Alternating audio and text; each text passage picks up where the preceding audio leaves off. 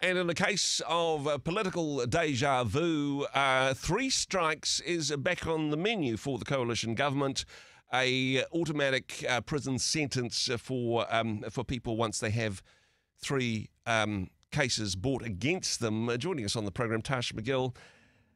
Batter up, three strikes and you're out.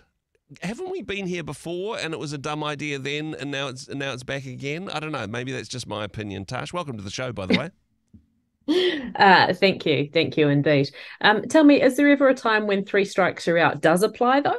I think, look, if it worked, that would be a good thing. There would be a political theory which would say that, well, what we need is consequences to people's actions. If people do bad things, then there's negative consequences. And we'll put these consequences in place. And we're not joking. We're not mucking around. This is your final warning. And what that will do will convince people who were going to be involved with criminal activity to stop doing that and turn their lives around and become model citizens. Problem is, Tash, that doesn't happen. I understand the theory of what they're wanting to achieve, but three strikes doesn't achieve it. I just think it's a dumb idea.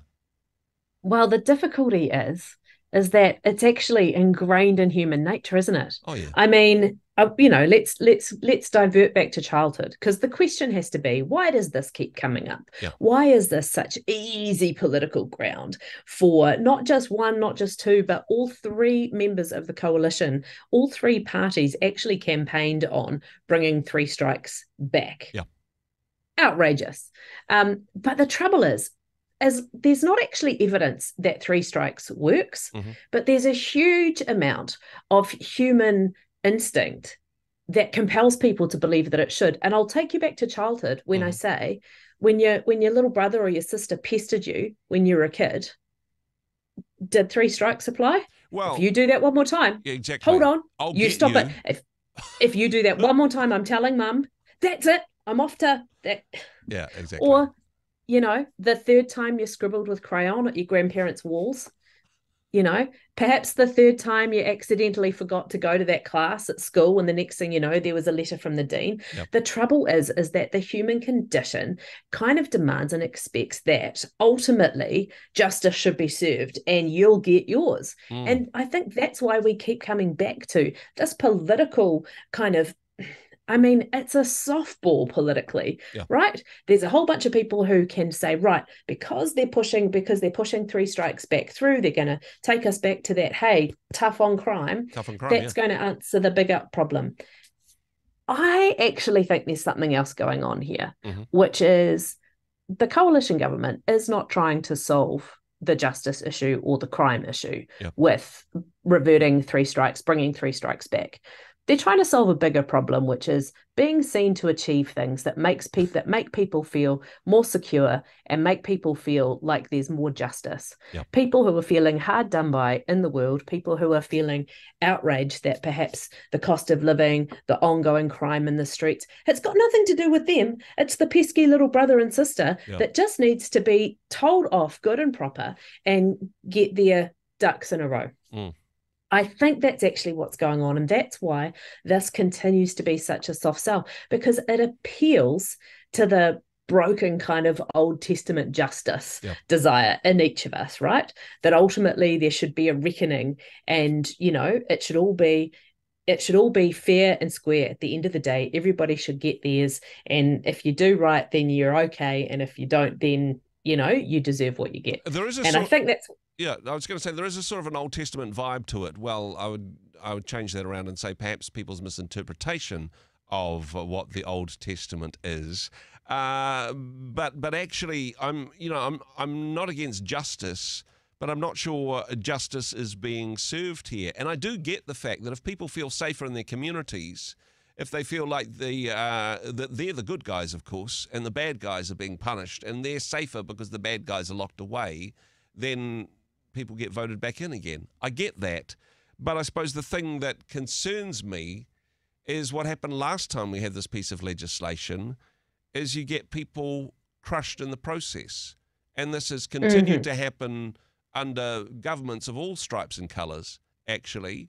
It's happening with the ridiculously high percentage of prisoners on remand at the moment because the system's broken. but it is people who have made mistakes along the way, who are looking for a redemption story, who aren't given the opportunity to become the best version of themselves because they're thrown in jail and throwing away the key. You know, we're throwing the book at people who just need help towards wholeness. Absolutely. And so this is where I'm going to take, the political stance on this, which is, look, there isn't really any evidence that it does work. There's also no evidence that it won't maybe make a difference in one or two cases, right? That's the flip side. Overall, regardless of whether or not they bring it back, it's still completely dependent on another system and network to be able to actually enforce it. And do we have the capacity? Do we have the tolerance? Do we have any of those things? Well, not really, which is why, again, I say, hey, be careful the political softballs that you get pitched and you get reactive to, because actually the bigger picture that's going on here is, man, we've become really vindictive, eh? Yeah. We've become vindictive.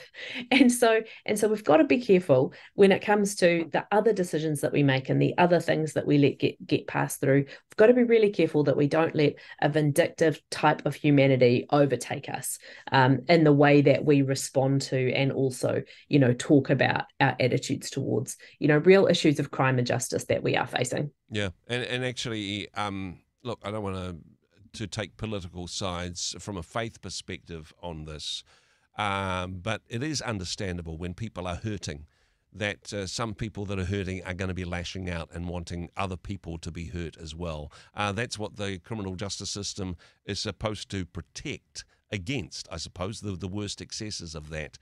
But a Christian response, rather than wanting to hurt other people, rather than wanting to retribution and punishment, should be one of compassion, of leading people towards healing, because recognizing that instead of it being, okay, yeah, we're the good guys, these are the bad guys that need punishing. No, we're a community together.